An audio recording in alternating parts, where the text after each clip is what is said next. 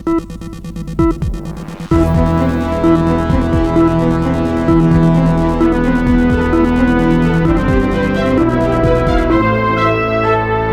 19 फरवरी को ऐतिहासिक रामलीला मैदान में दिल्ली की सत्ता में सीएम पद के लिए चयनित की गई रेखा गुप्ता ने मुख्यमंत्री पद के लिए शपथ ली, जहां शपथ ग्रहण कार्यक्रम में पीएम मोदी सहित कई बड़े नेता मौजूद रहे। पीएम मोदी के अलावा गृह मंत्री अमित शाह, महाराष्ट्र के सीएम देवेंद्र फडणवीस, आंध्र प्रदेश के सीएम चंद्रबाबू नायडू व आंध्र प्रदेश के उप मुख्यमंत्री पवन कल्याण, जेडीयू से केंद्रीय मंत्री ललन सिंह, बिहार के डिप्टी सीएम सम्राट चौधरी भी शपथ ग्रहण समारोह में मौजूद रहे। दिल्ली की राजनीति में एक महत्वपूर्ण मोड़ पर भारतीय जनता पार्टी ने रेखा गुप्ता को राजधानी की नई मुख्यमंत्री के रूप में चुना था। इस फैसले की घोषणा दिल्ली स्थित भाजपा मुख्यालय में हुई भाजपा दल की बैठक के बाद की गई थी, जिसमें वरिष्ठ नेताओं और निर्वाचित विधायकों ने भाग लिया।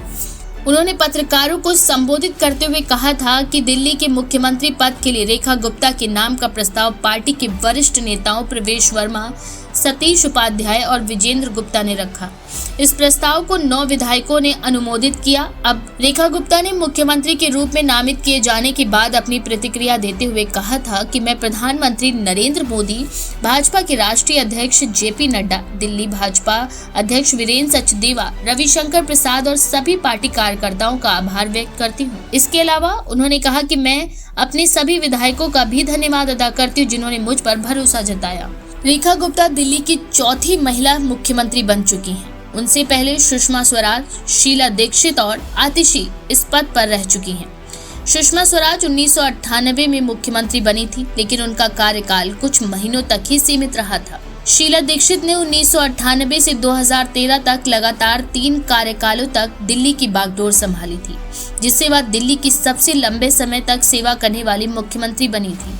हाल ही में आतिशी को भी कुछ समय के लिए दिल्ली का मुख्यमंत्री बनाया गया था, जब अरविंद केजरीवाल को कानूनी मामलों के चलते पद छोड़ना पड़ा था। रेखा गुप्ता का राजनीति में प्रवेश छात्र जीवन से ही हो गया था। उन्होंने अखिल भारतीय विद्यार्थी परिषद से जुड़कर सक्रिय राजनीति की शुरुआत की थी और 1996 से 97 में दिल्ली विश्वविद्यालय छात्र संघ की अध्यक्ष भी बनी। इसके बाद वह भाजपा में शामिल हुई और दिल्ली नगर निगम की 3 बार पार्षद रह चुकी हैं। उन्होंने दक्षिण दिल्ली नगर निगम की महापौर के रूप में भी कार्य किया है।